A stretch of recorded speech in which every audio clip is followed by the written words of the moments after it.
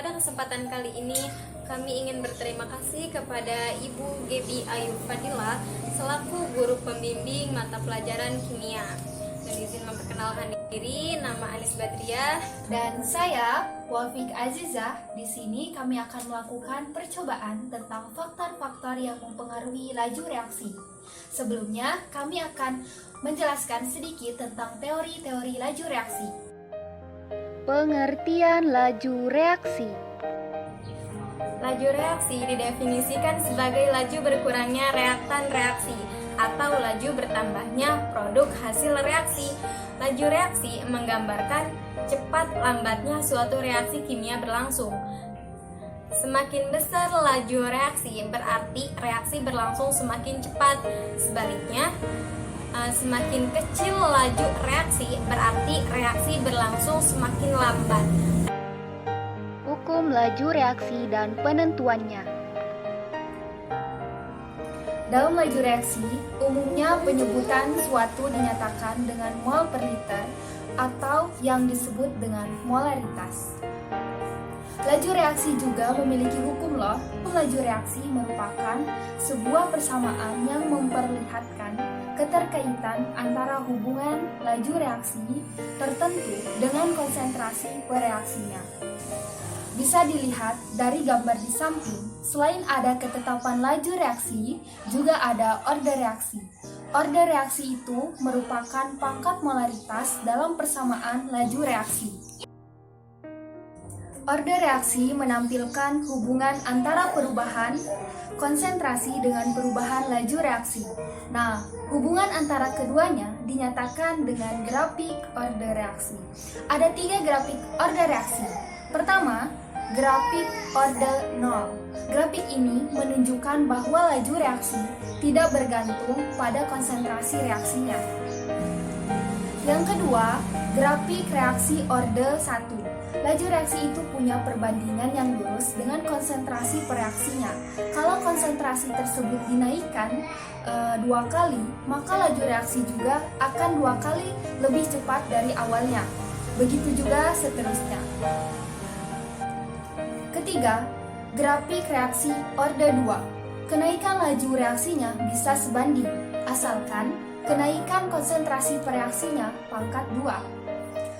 Order reaksi hanya bisa ditentukan dari hasil eksperimen dengan mengubah variabel tekanan, khusus reaksi berbentuk gas, atau molaritasnya reaksi berbentuk larutan dan gas. Teori tumbukan. Menurut teori ini, reaksi kimia yang terjadi itu bisa terjadi karena partikel-partikel yang saling bertumbukan. Kenapa sih bisa bertumbukan? Karena tumbukan bisa terjadi kalau ada 2 molekul atau lebih dan permukaannya saling bersentuhan di satu titik. Tumbukan yang menghasilkan reaksi kimia disebut dengan tumbukan efektif. Supaya menjadi tumbukan efektif ada syarat yang harus dipenuhi, yaitu harus ada orientasi tumbukan. Beberapa faktor yang mempengaruhi laju reaksi, konsentrasi, luas permukaan sentuh, dan suhu.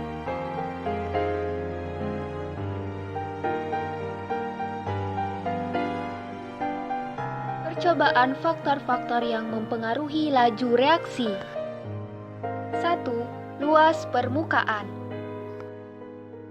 Pada percobaan ke-1, alat dan bahan yang harus dipersiapkan ada 2 gelas, vitamin, sendok, dan 2 piring, juga air dingin. Pertama, masukkan air ke dalam gelas A secukupnya. Setelah itu, siapkan vitamin yang berbentuk butiran seperti ini.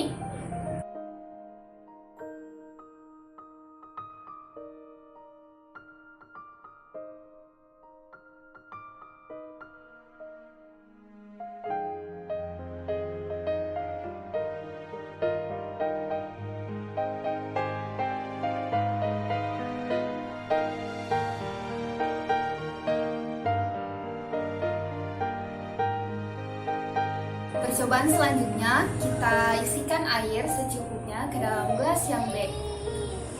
Setelah itu, kita masukkan vitamin seperti ini yang sudah dihaluskan.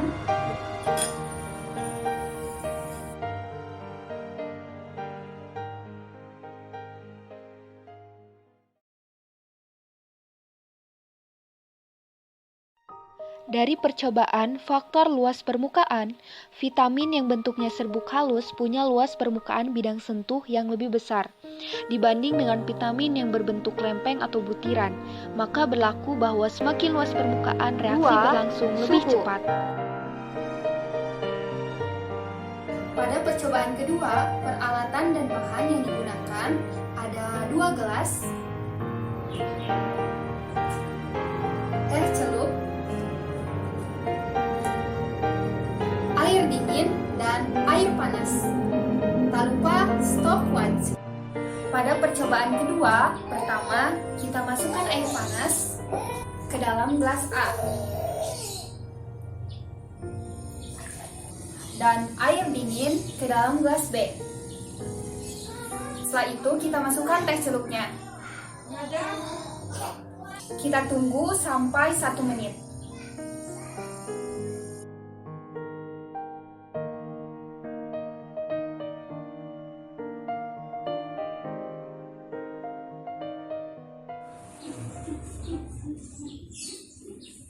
Bisa dilihat perbedaannya. Dari percobaan faktor suhu, teh celup dalam gelas A lebih cepat terlarut karena dilangsungkan pada suhu yang lebih panas atau tinggi dibanding dengan teh celup dalam gelas B yang suhunya lebih rendah. Pada percobaan ketiga, alat dan bahan yang perlu disiapkan diantaranya terdapat 2 buah botol, 1 buah corong, 2 buah balon, baking soda, dan juga ada cuka. Pada percobaan ketiga, pertama, masukkan baking soda ke dalam balon A sebanyak setengah sendok.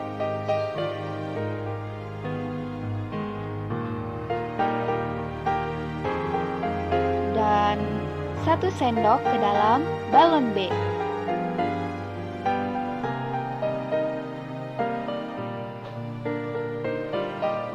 Setelah itu, isikan cuka pada masing-masing botol dengan takaran yang sama. Pasangkan balon pada botol. Setelah itu, campurkan baking soda dan cuka.